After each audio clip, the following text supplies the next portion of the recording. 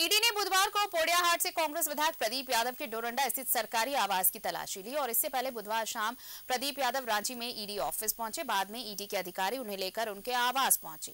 इस दौरान देर रात तक ईडी के अधिकारियों ने उनके घर की तलाशी ली। बता दें कि इससे पहले मंगलवार को ईडी ने विधायक के रांची गोड्डा आवास समेत उनके करीबियों के ठिकानों पर छापेमारी की थी।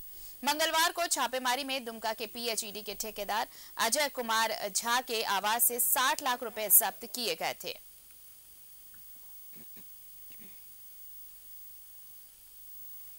तो देखिए, कल ईडी की रेड पड़ी। आपको बताएं कि रांची और गोड्डा स्थित जो आवास है उनके वहां पर रेड हुई थी, लेकिन उसके बाद कल डोरंडा स्थित आवास पर भी सर्च किया ईडी की टीम ने।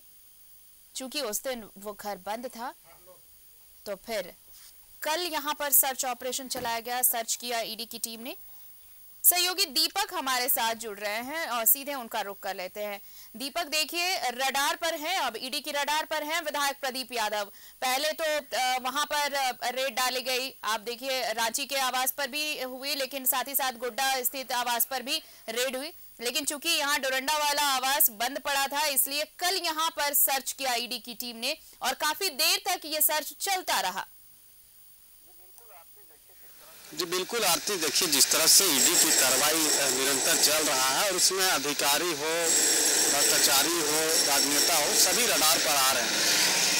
और बीते 2 दिन जिस तरह से ईडी की बड़ी कार्रवाई हुई है, पोड़ियाहाट से कांग्रेस के विधायक प्रदीप यादव के 2 ठिकाने पर छापेमारी हुई 30 मई को, और इसके अलावा उनके करीबी और सहयोगियों के अलग अलग ठिकानों पर भी 30 मई को छापेमारी हुई।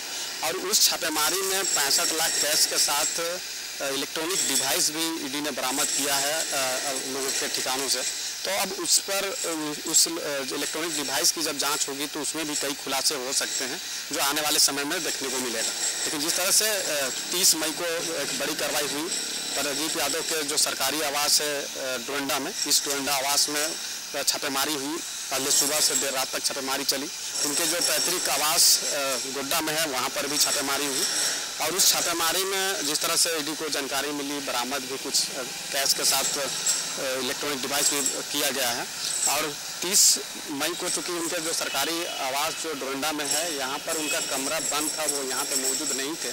तो उस कमरे की जांच कल की गई। प्रदीप यादव को बाकायदा उन्हें बुलाया गया, उनके सामने उस रूम को, उस कमरा को खोला गया और देर रात तक वहाँ पर उस कमरे पर जांच हुई है। अब देखने वाली बात होगी कि ईडी के द्वारा जो 2 दिनों की कार्रवाई हुई है उसमें क्या कुछ निकल कर सामने आता है। लेकिन जिस तरह से झारखंड प्रदेश में सबसे पहले खोटी मनरेगा घोटाला मामले में पहला जांच ईडी की हुई थी, निलंबित IAS पूजा सिंघल और उनके पति अभिषेक झा और सीए सुमन कुमार सिंह के ठिकाने पर छापेमारी हुई थी और उसके बाद जांच का दायरा धीरे धीरे बढ़ता गया। तो मामला फिर पहुंच गया साहेबगंज में हुए अवैध खनन तक, और वहां के बाद जिस तरह से रांची में जिस तरह से जमीन की अवैध तरीके से खरीद बिक्री हुई वहां तक जा पहुंचा। लगातार ईडी की जो जांच अलग अलग सेक्टर पे, अलग अलग विभाग से संबंधित हो रहा है और उस जांच में कई खुलासे भी हो रहे हैं और कई लोग रडार पे दिनों दिन आ रहे हैं और कई लोग अभी भी सलाखों के पीछे भी भेजे गए हैं। 2 IAS अधिकारी जो निलंबित हुए उन्हें जेल में है। उसके अलावा कई ऐसे अधिकारी हैं, जमीन कारोबारी है, भ्रष्टाचारी है, वो भी सलाखों के पीछे है। तो कह सकते हैं जिस तरह से ईडी की झारखंड प्रदेश में एंट्री हुई है और लगातार जो कार्रवाई हो रही है, सभी लोग इसमें रडार पे आ रहे हैं। जो भ्रष्टाचारी है, चाहे वो राजनेता हो या फिर अधिकारी हो, तो वो सभी रडार पर है। और अब जो 2 दिन जो छापेमारी हुई और जो कार्रवाई हुई है, इसमें क्या कुछ निकल कर आता है सामने, इसके लिए थोड़ा इंतजार करना होगा। क्योंकि कल जिस तरह से प्रदीप यादव के सरकारी आवास में 2 दिन, कल और परसों यानी कि 30 और 31 मई को जो छापेमारी हुई है, कल छापेमारी हुई है उसके कमरे का, तो उस कमरे से क्या कुछ बरामद हुआ है, क्या जाँच में क्या क्या पाया गया है। क्योंकि पूरा देर रात तक वहाँ पर सर्च अभियान चलाया गया, पूरी तरह से उसे जाँच हुई। तो अब देखने वाली बात होगी कि उस जांच में क्या कुछ सामने निकल कर आता है और वो आने वाले दिनों में देखने को पता चलेगा। लेकिन जिस तरह से कार्रवाई हुई है और कार्रवाई के बाद आने वाले समय में ये भी देखने को मिल सकता है कि ईडी समन जारी कर लोगों को ईडी दफ्तर में बुला सकता है और पूछताछ भी कर सकती है। और पूछताछ में और जो इलेक्ट्रॉनिक डिवाइस जो बरामद हुआ है उसकी जब जाँच होगी तो उसमें भी कई खुलासे होने की संभावना है। आरती, चलिए, तो ये तो है कि अब जब रडार पर आए हैं विधायक प्रदीप यादव तो पूछताछ तो होनी है दीपक, लेकिन ये भी है कि सिर्फ यही नाम नहीं है, कई और नाम जुड़ेंगे, क्योंकि जैसे जैसे पूछताछ आगे बढ़ रही है नाम की जो लिस्ट है, जो फहरिस्त है दीपक, वो लंबी होती जा रही है। तो फिलहाल तो रडार पर विधायक प्रदीप यादव हैं, देखिए उनसे कब पूछताछ होती है और क्या कितने कई नए नाम जुड़ते हैं। बहरहाल शुक्रिया तमाम बातचीत के लिए, तमाम जानकारी के लिए आपका।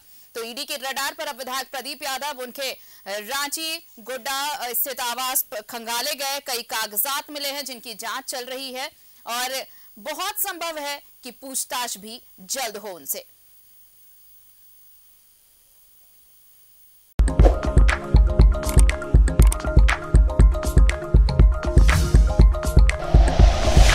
Like and share videos, subscribe करें हमारा चैनल और प्रेस करें बेल आइकॉन। न्यूज़ 11 भारत, सच है तो दिखेगा।